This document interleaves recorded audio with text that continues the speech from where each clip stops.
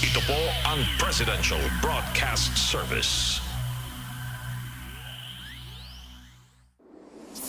Pakinggan, panoorin, agaran in real time, o balikan sa pag-scroll up and down. Mga balitang dapat malaman, impormasyong tunay at napakikinabangan. Saan ka man, sa buong kapuluan.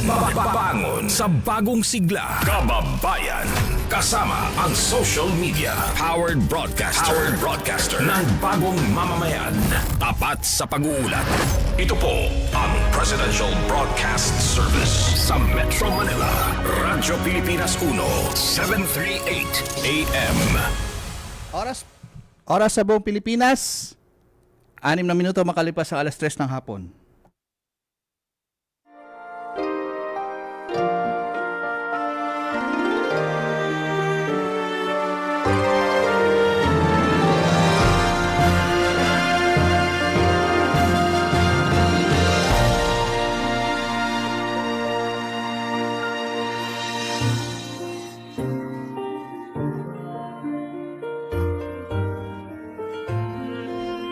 Isang magandang hapon po sa inyo lahat at welcome po tayo dito sa ating programang Kalinga Hatid ng Red Cross dito sa Radyo Pilipinas. Ngayon pong araw ng linggo, July 14, 2024, Hulyo 14 at nasa kahalos kalagitnaan na po tayo ng buwan ng Hulyo at talaga nga naman nararamdaman na natin ang mga pag-ulan dito sa Kamaynilaan at sa ibang lugar ng ating bansa. And speaking of pag-ulan at mga pagbaha, ay tamang-tama yan sa ating talakayan mamaya po hanggang alas 4 po tayo ng hapon. Ating tatalakayin ng ating National Disaster Resilient Month episode po ngayon. At syempre, nais muna natin pasalamatan ng bumubuo ng ating programa mula sa Presidential Broadcasting Service, ang ating Director Bong Aportadera, ang ating Station Manager, Sir Alan Alanige, ang ating iba pang kasama, si Sir Maki at si Sir Ray Sampang, at sa technical side, Oli Lopez at si Sir Oloy at si Ma'am Joy Timidan. At sa ating Philippine Red Cross, siyempre ang ating Chairman and CEO Richard J. Gordon, ang ating Vice Chairperson, Governor Corazon Alma de Leon, ang iba pa nating kasama, ang ating Secretary General Dr. Gwen Pang, iba pang Board of Governors, at syempre ang mga chapter administrators at kasama ang kanilang board of directors, Red Cross Youth at Red Cross 143 volunteers. Okay, inaanyayahan namin kayo hanggang alas 4 po tayo ng hapon. Tayo napapanood po sa ating For the Box channel 43 to 45 sa TV po yan. At sa live po tayo sa ating Facebook page sa Radyo Pilipinas at Kalinga Hatid. Paki-like and share po. At syempre sa ating talapilihitan na AM na Radyo Pilipinas 738 kHz. Okay, hindi na natin patatagalin pa. Makasama po natin via Zoom ang ating kasama. Na-miss po natin siya last week. Ang ating Vice Chairperson, walang iba, Governor Corazon Alma de Leon. Magandang hapon po, ma'am. Magandang hapon, kasi absent ako last, nagkaroon kami ng seminar, pero nais kong basahin muna yung message ni retired Chief Justice Hilarion Davide Jr. Sabi niya, a blessed Sunday, the 14th of July. Our teaching for today is on hope. Hope is God's gift of quiet strength that helps us endure the unseen force that keeps us strong and moving forward. Hope whispers that tomorrow can be better, that struggles are temporary, and that brighter days are ahead. In the darkest times and nights of unbelief, hope lights the way, reminding us that every challenge can be overcome. Every setback is a step towards growth, and every day is a miracle. Let us keep hope alive and let it guide us to a future full of the graces of faith and love, joy, and peace. Kaya tamang-tama pasasalamat natin na Yes po. binibigyan tayo ng guidance ng ating retired Chief Justice Hilarion Davide Jr. Maraming salamat. Ngayon, ang topic natin ay bantayog ng katatagan at ang pagbubuklod sa layuning kahandaan ng National Disaster Resilient Month episode. So nandito na ang picture si Miss Criselda Longa, Yes. Manager ng Disaster Management Service. Siya muna ang ating interviewin. Tapos si Ronald De Neroso, Administrator, PRC Batangas Chapter. Opo. At si Bay Terence Huahungko, OIC ng ERU. At parang nandito din si Marco Abresado. Wala yata si Terence. Opo, siya po ang si Marco po ang hahalili para kay Sir Bal Terence. Bal Terence, okay. Opo. Simulan natin kay Criselda Longa. Ang unang tanong, gaano kahanda ang ating taga Philippine Red Cross sa kung anumang disaster na dumating? Go ahead, Criselda. Hi, hello po, Gov Cora. Magandang hapon po, no? And magandang hapon po sa lahat ng nakikinig po sa atin ngayon sa radyo at sa mga Facebook Live po natin. In terms po ng kahandaan po, no? Again po ngayong buwan, Hulyo or July, National Disaster Resilience Month. Ang Philippine Red Cross po kasama ng iba't ibang ahensya ng gobyerno, private agency, private sector ay lumalahok sa observance na ito po, no, para ipahatid po sa mga community na tayo po ay nag-i-implement, nagsasagawa ng mga programa para mabigyan ng mga kahandaan ang mga komunidad. In terms ng Philippine Red Cross, Gov Cora, we know na meron po tayong mga programa sa Red Cross na pang disaster management, no. Hindi po natin inaantay na magkaroon ng disaster, but rather ang ating mga komunidad, ang ating mga volunteers, 143 community, ating mga chapter staff and volunteer, nagsasagawa na po yan ng mga disaster preparedness activity bago pa dumating yung mga trahedya. So nagkakandak na po na tayo ng iba't ibang training, pagsasanay at iba't ibang mga equipment po natin, inaasikaso po natin yon para pag may dumating na disaster, mayroon po tayong rescue boat, may food truck po tayo na laging naandyan po, no, na we can deploy agad-agad sa mga disaster area. Oo. Alam mo kasi, taon-taon, nagkakaroon tayo ng pagbaha at mga bagyo. So ano-anong naging lesson natin, lessons learned ng Philippine Red Cross sa mga nagdaang kalamidad? Maybe you can expound on this. Thank you, Gov Cora. In terms ng pagbabaha po, no, iniisip po natin na ang pagbabaha po ay cause ng malalakas na pag-ulan, cause ng iba't ibang challenge sa komunidad. For the past weeks and months po, no, ang Pilipinas po ngayon ay nakaka-experience na po ng mga heavy rainfall, masamang panahon, at ngayon po nakaka-experience po tayo kahit wala pong bagyo, no, Gov Cora, meron po tayong intertropical convergence zone, meron pa tayong habagat, southwest monsoon, easterlies. Yan po ay nagko-contribute na magkaroon tayo ng heavy rainfall. And then pag nagka-heavy rainfall, may pagbabaha, and then yung ibang mga area pa nila landslide po, no. So yung mga lessons learned po natin diyan, ini-ensure po natin na ang PRC po ay may kakayanan para tumulong, no, para doon sa mga possible maapektuhan ng pagbabaha. So tayo po, ini-ensure po natin na pag may abiso na possible na magbaha, nagkakandak na po tayo ng mga preemptive evacuation.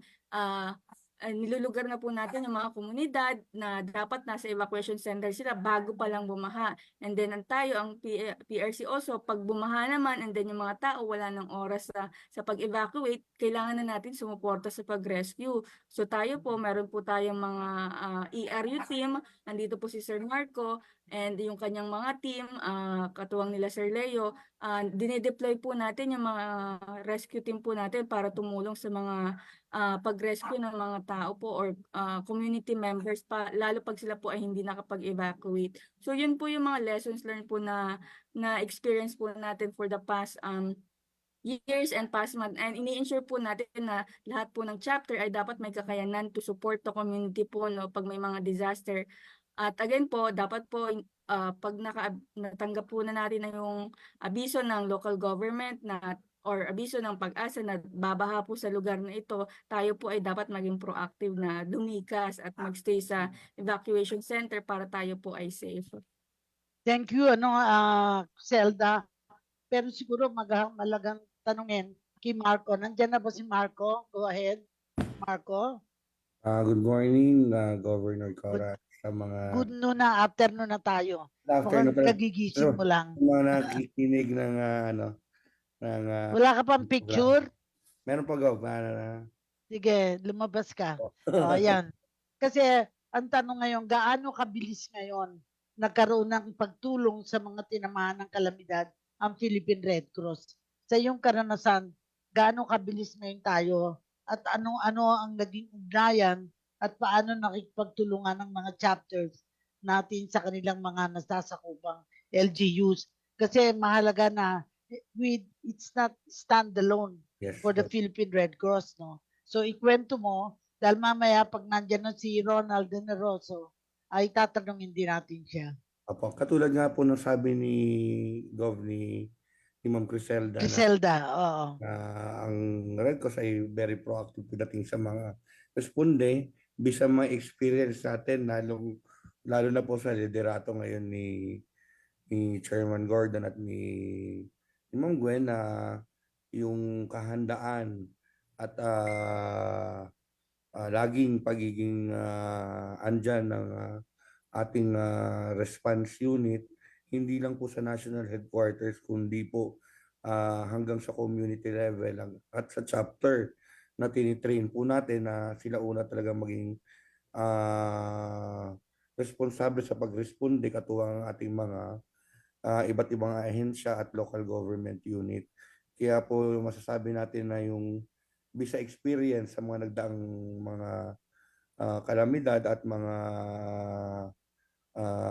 ating operasyon, nandiyan naman po palagi ang Red Cross at hanggang tumulong 24/7 po. Oo. Siguro ang tanong ano nga right now ang paghahanda ng Philippine Red Cross para sa mga pagpapalapit na kalamidad kagaya ng lindol at bagyo? Siyempre, iba yung sa lindol, iba yung sa bagyo. Yes, Siguro, Gov. ikwento mo Opo. ito.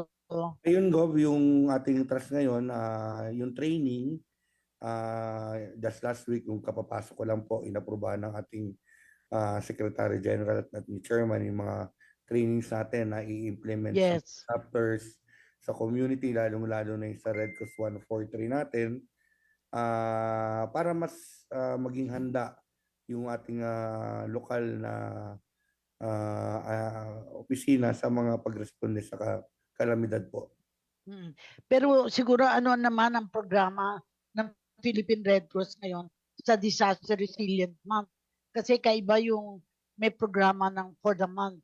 Ano yung mga ginagawa natin at gagawin pa natin? Sa side po ng ERU, Gov, yung trainings po, yung ating kahandaan, yung equipping, na we see to it na lahat po ng ating kagamitan ay kumpleto, maayos, at laging nasa ready to be used anytime, anywhere po. Utilize, so. Utilize po. Sa side po ng DMS, sila po ang ating lead office. Siguro masasagot ni Ma'am Criselda po yung ating mga different activities. Oo, kasi tanong naman dito, ano-ano mga challenges sa disaster response? Kasi meron tayong always first, always ready, always there. Pag kahandaan nga natin, pero hindi tayo ready mag-responde, siyempre magiging problema ito, no? So maybe I will ask Griselda, anong karagdagang paghahanda sa disaster response? Opo. Thank you, Gov Cora.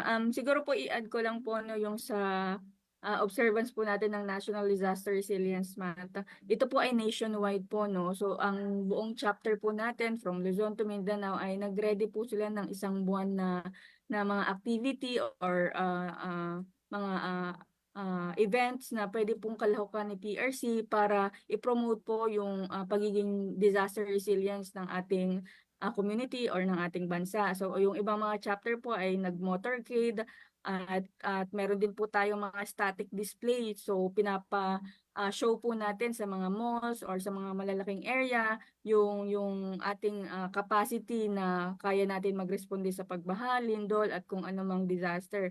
For example po sa Olonga po may schedule po sila ng static display sa mga susunod na araw. And then meron din po tayong mga awareness session na naka-schedule para sa mga school, hindi lang po mga estudyante but also yung mga teachers. And then meron din po sa mga kumpanya, mga factory, para sila po ay ma-engage sa disaster risk reduction.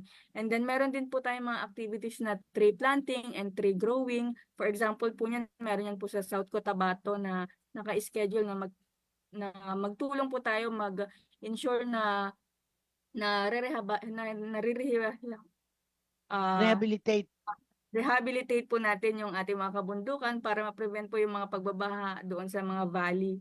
And then meron din po tayong mga drills na ginagawa, earthquake drill, tsunami drill, fire drill, flood drill. For example po sa Davao City may naka-schedule po yung tsunami drill kasama yung mga komunidad. So nakikilahok po ang PRC daan. And then meron din po tayong mga disaster risk reduction camp katulad po sa Cavite, sa Davao City, naka-schedule po yan para yung mga volunteers po natin ma-train uli, ma-orient at maging aware sa mga disaster preparedness activity. And yung katulad po ng tree planting, meron din po tayong mga coastal activities, mangrove planting, coastal cleanup, katulad po sa Ilocos Norte, naka-schedule din po yan. So yun po yung mga programa po natin ngayon sa Disaster Resilience Month. And sa National Headquarters po, meron po tayong mga nire-release na mga awareness activities. For example po sa Facebook po natin, meron po tayong disaster wise na mga episodes. So, tinuturuan po natin yung mga community na mag-prepare ng go bag po nila, na gagamitin po pag disaster. And then yung mga flood drill na dapat nakikilhok ang mga community. So, yun po yung mga programa natin sa Resilience Month. Yung sa question po ng ano ba yung mga learning experience sa disaster response, siguro Lessons po, learned. opo, siguro po, Gov Cora, yung mga lessons po natin ay ini-ensure na po natin no, na ang mga tao ay nai-involve at nai-engage sa mga activity po ng disaster. So nasabi ko po kanina yung mga tsunami drill, flood drill, fire drill, dapat po hindi lang po ang mga ahensya ang nakikilahok diyan. Dapat po ang mga community din po na katulad ng mga taga-barangay, taga-school, dahil sila po ang talagang maapektuhan pag may mga disaster. So dapat po alam po nila yung mga gagawin po nila pag nagkaroon ng fire, nagkaroon ng pagbaha. Sila po ay nakikilahok. And then para ma-prevent din po yung mga casualty na ini-expect at Nangyayari. report. So pag alam po nila na nag-evacuate na, mape-prevent po natin yung mga possible na pagkamatay or pagka-injured ng mga tao pag may disaster. So yun po yung mga lessons learned na nakikita ko po na challenge sa responder at challenge din po sa community, lalo pag hindi po natin alam kung ano mga dapat gawin pag may pagbaha, paglindol, pagkaroon ng sunog at kung ano-ano pa pong disaster. So tama tingnan natin kung meron tayong chapter, ang administrator ng Batangas chapter. Hindi ko alam kung andyan na siya, pero as chapter guest, meron tayong tanong sa kanya. Ay, Ronald, thank you at naka-in ka ha. Sa inyong lugar, Batangas, alam mo malaki ang Batangas, kung hindi may mga lugar na binabaha ay pagputok ng bulkan. Ang isa sa inyo laging binabantayan sa Batangas. Paano ito pinaghahandaan ng inyong chapter? Kasi talagang malawak ang coverage ng Batangas. So sa iyong karanasan, mga lugar na ito, paano nyo mga binabaha, pagputok ng bulkan, ano ang karaniwang ginagawa ninyo para bantayan sa inyong probinsyang Batangas? Go ahead. Hi, Gov Cora. Good afternoon po. Good afternoon din kay Edison, kay Ma'am Ising, kay Marco, at Good saka afternoon, po sir. sa ating mga tagapakinig sa radyo at saka nanonood sa Facebook Live natin. Ano po. Gov Cora, dito po sa Batangas, tuloy-tuloy po yung ating mga trainings na ginagawa sa mga kumpanya, sa mga munisipyo, city, at lalong higit Gov Cora sa mga barangays, kasi sila talaga dapat yung may alam ng mga pangunahing gagawin kapag ka po may pagputok ng bulkan, pagbaha at anumang mga disaster, so diyan po tayo nakatutok, gaya po ng laging bilin sa atin ng ating chairman Dick Gordon at saka ng ating Secretary General Gwendolyn Pang, na talagang tutukan at palakasin yung community, yung mga barangay, ano, sa pamamagitan ng ating Red Cross 143 volunteers, ano. So tuloy-tuloy po ang pagbibigay natin ng training, ano, pagdating sa prevention, mitigation, and sa disaster response. Ano po, Gov. So, so Ronald,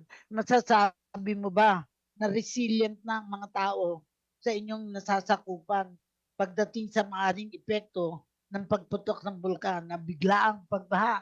Kasi ang dalang sabihin na na-train na sila, but you really don't know kung kailan mangyayari yon. Kaya kailangan talaga yung pag sinabing resilient, handa sila kung ano man ang mangyari. So anong mga efforts niyo tungkol dito, Ronald, para Gaya po maging ng- resilient?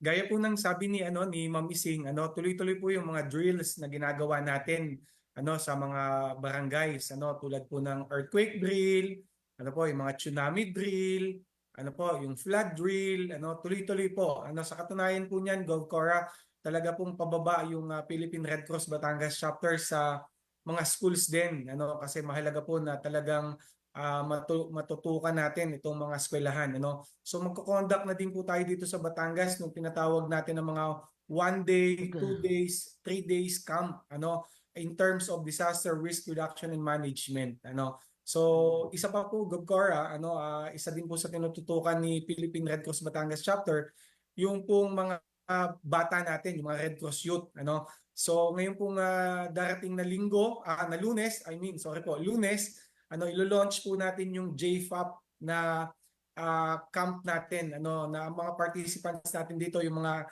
bata na ang edad ay 5 taong gulang hanggang 12 taong gulang. Ito po yung tinatawag na Junior First Aider program natin,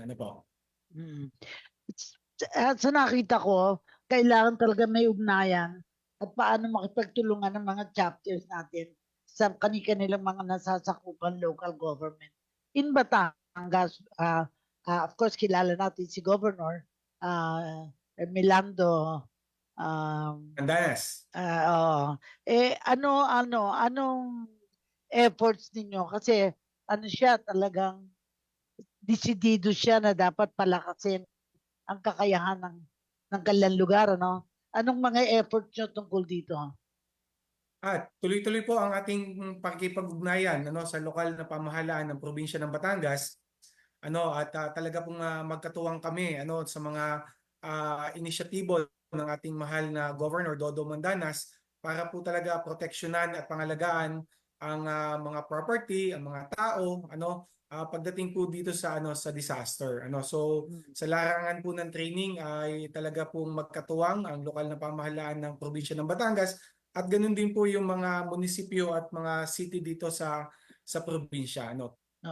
Sa ngayon ba, may yung disaster resilient month, meron ba kayong specific program sa Batangas Red Cross na palaging sinasabi yung magte-training, pero kahit na training ng training, hindi naman gumagaling. So, ano ang challenge para yung talagang magkaroon ng disaster response? At mamaya, tatanungin ko din si Marco dahil malawak din ang kanyang karanasan. So, go ahead. Ang kailangan po talaga, Gov. Cora, is yung yung mga scenarios, makapag-create ng mga scenario. Prepare. Yes. Opo, para po yung mga tinetrain natin ay magamit yung mga na-acquire nila ng mga knowledge and skills.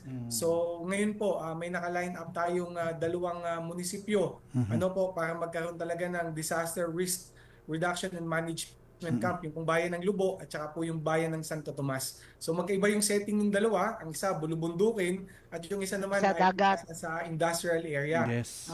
So yung pong Lubo may dagat, may bundok, may patag. Yung namang Santo Tomas ay highly industrialized area. So magkaibang scenario po yung mga piniprepare natin dun sa disaster risk reduction and management camp para po lalong mapalakas yung knowledge and skills ng mga responders na magiging participants po doon sa camp na yon. Gov. Kasi Cora, ang pananaw ko, kahit anong galing ang mga taga-Red Cross, habang hindi nababahagi sa mga barangay para mga tao mismo ang maaaring kumilos, talaga may problema tayo. Pero stop muna tayo, Edison. Apo, Break muna. Apo, Gov Cora, bago po tayo mag-commercial break, papararaning ko lang po itong ating paalala. Tayo po ay sa darating na Martes, Tuesday, July 16, ito po ay magkakaroon tayo ng National Blood Donor Month diyan sa may ito po ay mula sa Philippine Red Cross Rizal Chapter. National Blood Donor Month, Blood Donors Recognition, Red Cross 143 Induction, and signing of Memorandum of Agreement. Diyan po yan sa may Ayala Malls, Manila Bay Activity Center. Mula ika-10 ng umaga hanggang alas 5 ng hapon. At sa darating naman na July 27, ang RMN Networks, Dugtong Buhay, Bloodletting Project. Magkakaroon po tayo ng Bloodletting Project dyan. Katuwang ang RMN Networks at ang Philippine Red Cross Malabon Chapter at katuwang ang LGU po ng Malabon. Tayo ay meron po silang team, 20 years of celebrating celebrating giving thank you blood donors. Yan po ay magaganap sa Malabon City Apicheter, Barangay San Agustin, Malabon City.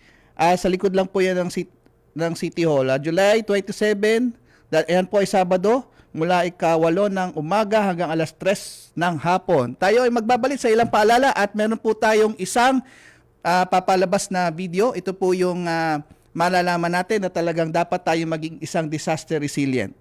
Diyan lang po kayo, magbabalik po kami. Pinangunahan ni Pangulong Ferdinand R. Marcos Jr. ang pagpaparangal at pagkilala sa outstanding micro, small and medium enterprises o MSMEs at outstanding development partners para sa kanilang naiambag sa ekonomiya ng Pilipinas. For every enterprise that we support, every innovation that we foster, every product that we bring to market, we create the opportunities for our fellow Filipinos to succeed and to build inroads for our economy to thrive and to prosper. Hinimok naman ng Pangulo ang iba pang government and non-government entities, academic institutions at iba pang negosyante na pagbutihin pa ang kanilang nasimulan dahil buo ang suporta ng pamahalaan para paunlarin pa ang sektor na ito. You can expect that this administration will continue to conduct activities like these to highlight the exemplars in this sector with the hope of promoting their best practices throughout the country. Para sa iba pang mga balita at impormasyon, manatiling nakatutok. Tapat sa pag-uulat, Radyo Pilipinas. OFW o may mahal sa buhay na OFW? Halika na't makinig!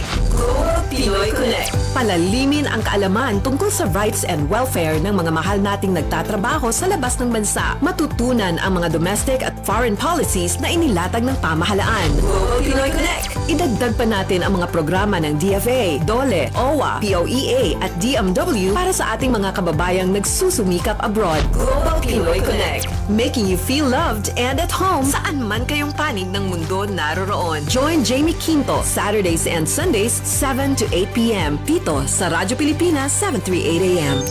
Kayo po ay nakikinig sa Radyo Pilipinas. Radyo Pilipinas, 738 AM.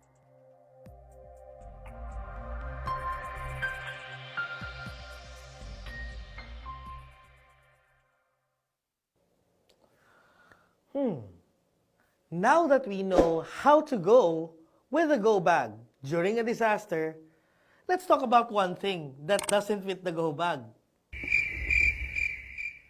Shelters.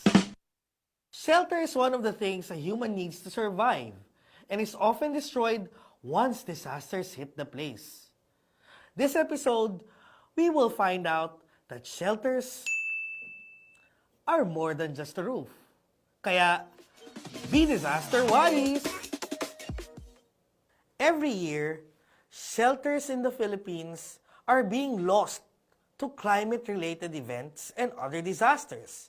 On the average, 300,000 shelter units ang naapektuhan kada taon. Once people are displaced from their shelters, it takes years and years and years before they are adequately rehoused. Kadalasan nga, ang pinaka naapektuhan ay ang mga mahihirap na yung mga bahay ay vulnerable. Alam ba ninyo that the country has extensive experience on shelter reconstruction and recovery and has tried innovative approaches in the past. For instance, the government has provided cash subsidies to households to to manage the reconstruction of their communities. Noong 2006, ginsaugon landslide operation sa Southern Leyte, unang nakapagbigay ng full shelter assistance ang Philippine Red Cross. For almost 20 years, nakapagbigay na ang Philippine Red Cross ng halos 170,000 shelter assistance sa mga pamilya na naapektuhan ng mga iba't ibang disasters. The Philippine Red Cross has now made significant effort at hindi tayo tumitigil para mag-improve ang ating shelter assistance. From providing houses made of wooden materials to culturally appropriate and sustainable solar-powered concrete houses. Higit pa dito, ang Philippine Red Cross ay nagsasagawa ng safe shelter awareness sa lahat ng kanyang beneficiaries. This training aims to impart knowledge about hazards, yung exposures nila, at yung posibleng maging impact sa kani-kanilang mga buhay. It also tackles the different components of houses and the importance of having good quality materials when constructing a house, standard shelter design and its specification, and house strengthening techniques. The PRC provides support to the most vulnerable families affected by disasters not only during the emergency phase, but also throughout the recovery phase of disasters by providing the shelter program. See you next time. Pangalagaan ng mga bahay at laging maging disaster-wise. Okay, yan po ang disaster wise hatid po sa inyo ng Philippine Red Cross, kasama ang Disaster Management Service Office at ang ating Communication Department. Sa mga susunod na linggo, may papalabas pa tayo ha. Gov Cora, napanood niyo po ba 'yon? Gov Cora? Ano yun?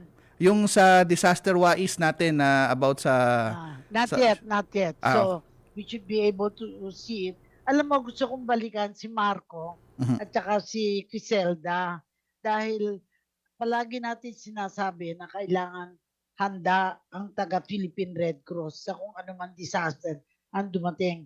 Pero ang pagkahandaan natin, dapat mas involve the people. Anong paraan? Kasi if at the barangay level na ituro at may kahandaan, makatutulong talaga to save lives and alleviate human suffering.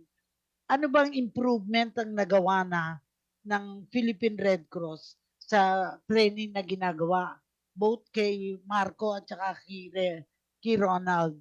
Ano sa palagay mong malaking bagay na nangyari na sa pagtitrain ng Philippine Red Cross sa mga tauhan natin para, and of course, hindi lang tauhan natin, but yung mga tao sa barangay para matiyak na sila ay ligtas. Ikaw muna, Marco. Good afternoon po ulit. Sa side po ng ERU Gov, Yes. see to it na may mga train po tayo na sa chapter level na magkakandak ng training po sa barangay through sa ating Red Cross 143. Kung matatandaan niyo po, way back years ago, sinimulan po ng ating chairman ang Red Cross 143 program sa mga barangay para magkaroon ng eyes, ears, at magre-report. Hands and feet.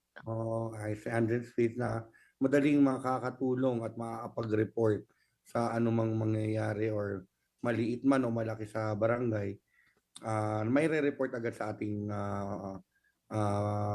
LGU, sa ating chapter, at mabigyan ng yun pong ginagawa po ng ERU. Katuwang po ang ating iba't ibang services at ang ating lalong-lalo na po ang ating mga active na local chapters po. Speaking of local chapters, ang number one na palaging mine-mention chairman, siyempre, ang si Ronald De Neroso, administrator ng PRC Batangas. Kasi di lang sa ulan ang kahandaan kailangan kasi meron din tong meron ding Taal Volcano. At natatandaan ko nung magkaroon ng pagputok ng bulkan, hindi na kailangan magpunta sa evacuation center. Ang iba, nagpunta na sa kanilang mga kamag-anakan in the area. So malaking tulong ito sa Red Cross at saka sa gobyerno din. Dahil yung mga kapamilya nila ay tumutulong na rin. Anong nangyari dito, Ronald, na kung bakit naging mahusay ang pag-prepare ng mga taga Batangas dito pag may disaster, particularly yung pagputok ng bulkan? GovCor, kasi nga po, nagkakaroon ng mga scenario, tayo mga simulation ng mga scenarios. Yes.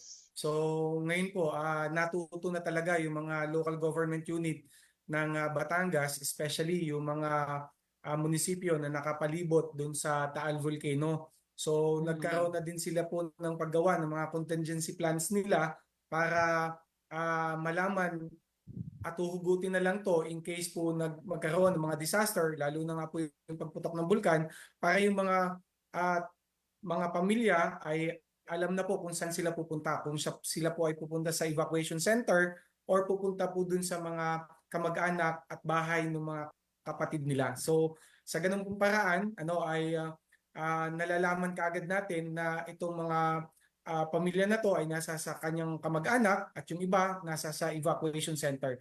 Mabilis din po yung pagtulong natin sa mga ganun. Oo, kasi isang development, yung meron tayong food trucks.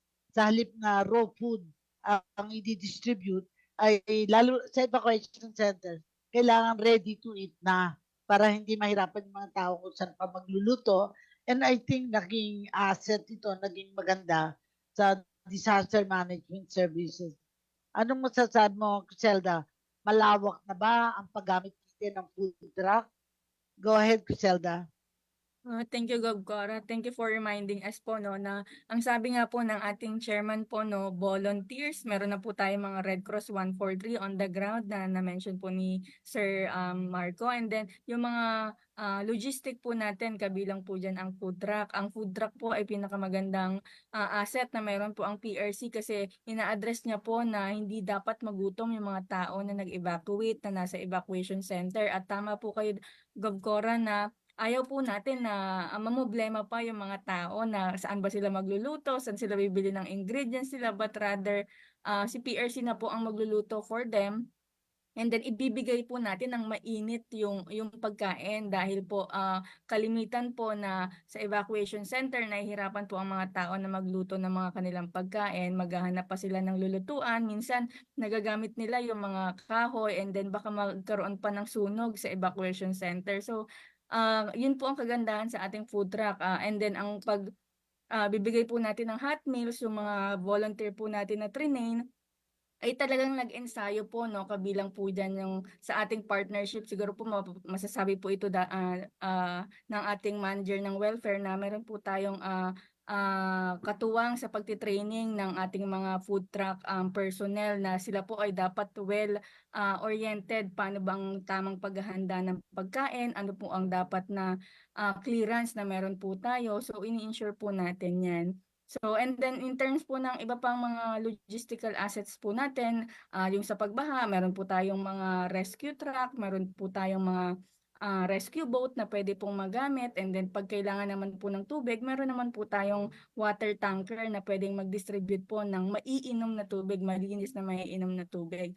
So yan po yung mga karamihan na meron po tayong assets sa PRC na pwede po natin ma-deploy pag may emergency o disaster. And then yung information technology naman po na mention po natin sa ating formula, meron po tayong mga asset po na satellite phone, internet, na pag nawalan ng communication on the ground, may maidi-deploy po tayong mga satellite phone, mga satellite internet na, and then kabilang na po dyan yung recently lang na nagbigay po ang PRC sa mga chapter, yung Starlink, kung saan pwede po kagad maggamit ng chapter pag nawalan po sila ng internet at makapag-report at maibigay sa atin yung agad-agad na sitwasyon on the ground. Yun po, Gov Cora. So again, volunteers, logistic at information technology po talaga yung ating formula para magkaroon po tayo ng always first, always ready, always there na Philippine Red Cross po. Kasi palaging tinatanong, gaano kabilis? Kasi if we are working in the community, hindi naman natin magagarantiya na yung community ay handa, kaya talagang meron tayong simulation, meron tayong training para ma-ensure natin na yung mga tao sa ugnayan natin ay nakikipagtulungan ang mga chapters sa kanilang nasasakupang local government units, particularly mga barangay. Nakikita ko ngayon na dahil palapit na, ang daming all over the country, ang daming mga baha nangyari, mga kalamidad na kailangan ma-monitor natin ano naging epekto. May mga namatay ba? May mga nasaktan? Ano-ano ang nangyari? We have a few minutes na pag-usapan ito. Sa Batangas, paano nyo na monitor yung mga nasaktan na, at of course, kasama na dito, paano nyo natitiyak na nabibiyayaan ang mga tao na naapektuhan ng kalamidad? Go ahead, Ronald. Kasi Sir pag Ronald. nabalitaan natin may reklamo, yung Opo. mga tao, alamin natin, di ba? Bakit Tama po sila, sige. Tama Anong po kayo, ginawa, Gov. Cora. ginagawa? Gaya nga po ng sabi ng ating butihing chairman, Dick Gordon, kailangan talaga po mayroon tayong mga eyes and ears, hands and feet sa ground, sa mga barangay.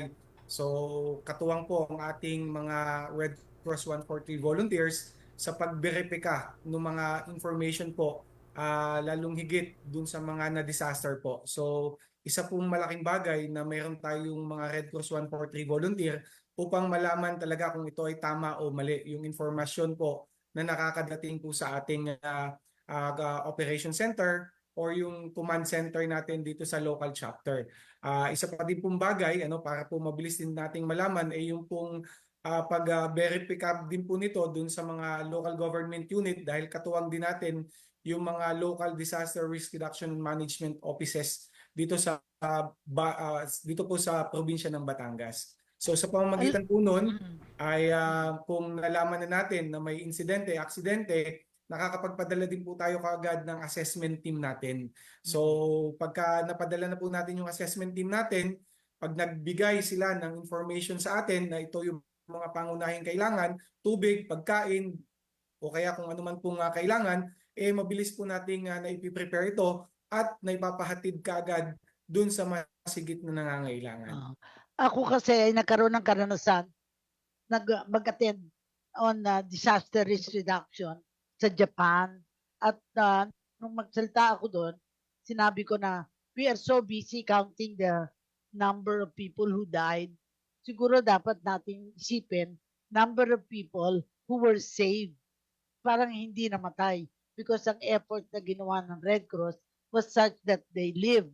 Of course, we have no control kung talagang wala silang kahandaan ng komunidad.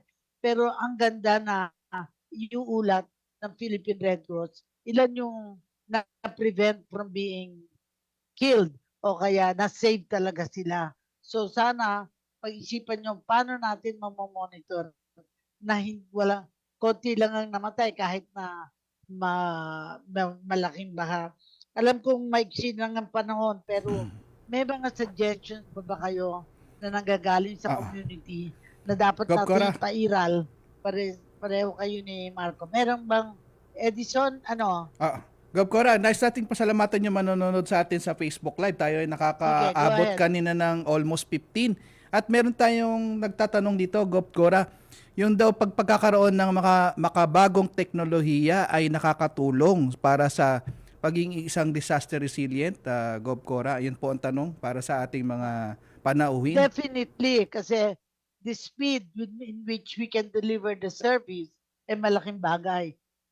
I remember noon nung meron tayong mga satellite phones, karakaraka nakakuhang information. Pero beyond that, hindi na pwede may satellite phone pero hindi gumagana. Yes. Para din cellphone na low-bat. Para din yung ganon. Kaya kailangan may kahandaan talaga. Kaya yung tinatanong natin na anong mga learning experiences ang naranasan sa disaster response. Nasasabi ko, yung responder, kailangan may kaalaman. Alam niya ang kanyang gagawin. At kung sakalit may problema, karakaraka ay pwedeng pag-usapan para hindi na maulit yung ganito.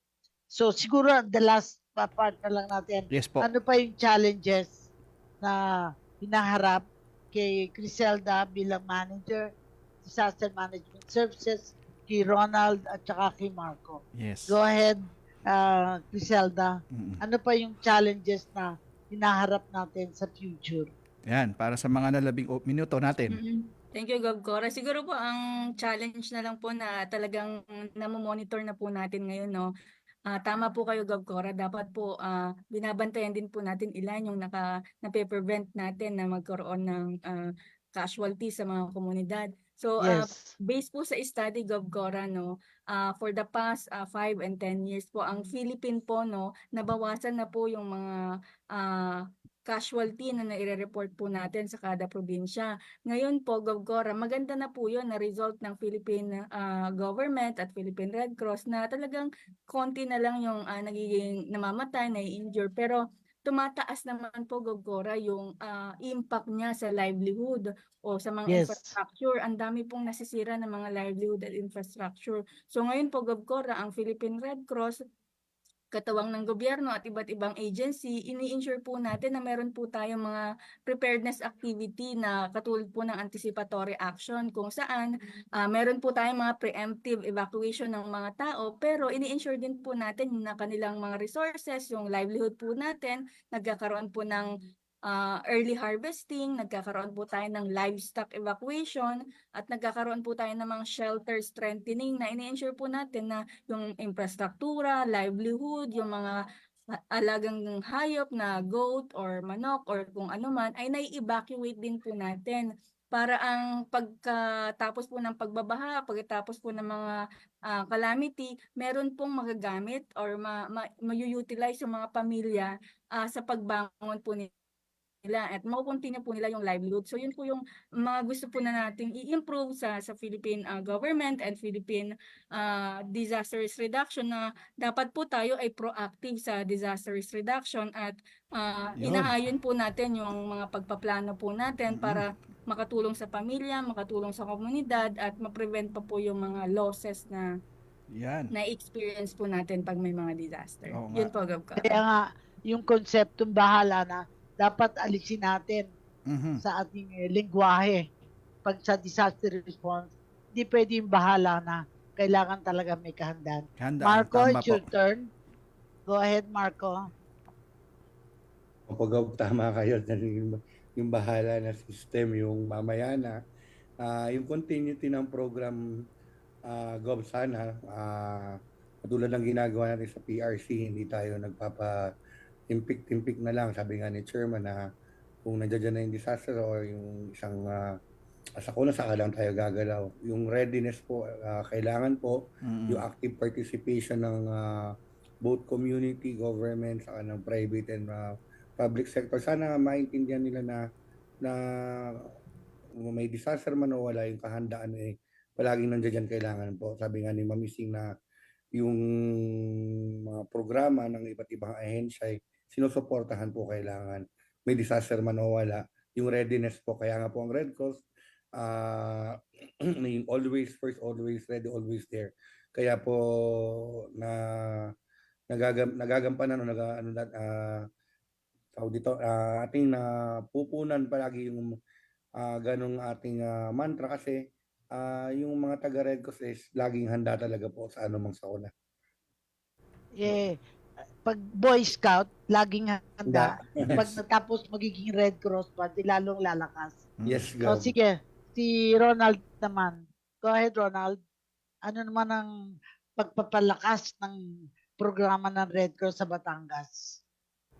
Yes, Gov Cora, tuloy-tuloy po yung pagpapalakas ng programa natin dito sa Philippine Red Cross Batangas Chapter. So, ang challenge po talaga is yung pagkuha dapat talaga ng sapat na pondo, dahil kung wala pong funds at wala tayong magagamit dun sa pagpapalakas ng capacity ng ating organization. So, isa po yan sa tinututukan ko para kung ano man po yung mga kailangan nating gawin, bilihin, i-execute, basta po mayroon tayong necessary evil, yung ating funds na laging available, ay madami tayong matutulungan at madami tayong matetrain, madami tayong magbibiling mga sophisticated equipment na pwede nating pantulong, pang-rescue sa mga sa oras po ng disaster. At isa pa, Gov Cora, tama kayo, yung bahala na, mahirap po talaga yan. So dapat yung values ay maisama natin sa pagpapalakas, mapanatili yung pagtulong, yung paghahanda, dahil nga po mahirap lagi ang sinasabi ng mga Pilipino na bahala na si Batman. So dapat Kawawan si yung Batman. values. Ang dami sasagapin. Yeah. Salamat po, Gov. Cora. Yes. Oo. Final words, magagawa talaga natin lahat ng bagay kung di tayo nag-iisa. Kaya kailangan magtulungan. Mhm. At ako naniniwala yung sa phrase na I remember na binasa ito, nasabi ito ni Winnie Monson sa kanyang lecture, yung words na I am only one, but I am one. I cannot do everything, but I Tama. can do something. Mm-mm. And what I can do, I ought to do. And by the grace of God, Mm. I will do. Sana, yun ang maging talagang saloobin ng lahat ng mga, di lang sa Red Cross, sa ating komunidad. Final words na tayo, Edison. Sige, mabilis na lang po. Hinga natin ng mga pinal na mensahe ang ating mga panauhin. Yes. Unahin po natin Okay. si Sir Marco. Sir Marco, inyong mga mabilis lang na final words. Good afternoon po sa lahat ng mga tagapakinig at nanonood po ng ating programa. Nagpapasalamat kami kay Gov. Cora, sa ating chairman at secretary general sa pag-imbita sa ERU na sumusuporta lagi dito sa ating mga activity sa ating opisina po. Yun lang po. Okay. At susunod po sa Batangas ang ating chapter administrator po ng Philippine Red Cross Batangas City Chapter, si Sir Ronald Generoso. Sir, inyong pong final words. Maraming salamat, Sir Edison. Maraming salamat po, Gov. Cora, sa muling pag-imbita dito sa inyong programa. At isa lang po yung gusto kong sabihin, sumali po kayo sa Red Cross upang kayo ay maging handa at makatulong sa masigit na nangangailangan. Maraming salamat po. Thank you, Sir Ronald. At talaga namang salamat sa oras na yung binigay, Sir Ronald. At syempre, live po sa kanilang sa ating National Headquarters sa Mandaluyong, si Crisenda Longa, si Ma'am Ising, nasa opisina ng DMS. Anong final words mo, Sir, Ma'am? Thank you, Sir Edison and Gov. Cora. So again po, sa mga tagapakinig po natin, sa Red Cross chapters, sa mga communities, again po, tayo po ay i-ensure na na-apply po natin yung predict, plan, prepare, and practice. Alamin po natin yung mga hazard na risk na meron po tayo sa ating lugar. Tayo po ay magplano, tayo po ay mag-prepare kung ano po yung mga dapat po natin ayusin ng mga gamit or ihanda, and practice po, makilahok po tayo sa mga drills na schedule po natin together with the local government para alam po natin ang gagawin po natin pag may sakuna. So yun lamang po. Salamat po sa lahat ng tagapakinig po. Thank you po. Ayun. Gov. Cora, ang inyong pong final message. Yes. Ang sa akin ay pasasalamat sa linggo-linggo nating pagtalakay Yes ng po. mga issues na hinaharap ng Philippine Red Cross. So maraming salamat, Edison. At Yes. till next Sunday, Yes po. again, from 3 o'clock to 4 o'clock. Yan po. At isang makabuluhan na naman pong talakayan ng nahatid ng Kalinga Hatid ng Red Cross sa Radyo Pilipinas ngayong July 14. At syempre, ito po si Edison Enriquez. At sa Martes po, July 17, National CPR Day. Huwag natin pong kakalimutan. At syempre, tayo magbabalik sa susunod na linggo. Ito po si Edison Enriquez at kasunod ng pagbabalita ni hatid ni Sir Albert Sebastian, kasunod ng programa ni Vance Fernandez. Pulso ng Pilipino, 1 minuto bago mag-alas 4 ng hapon. We know you're always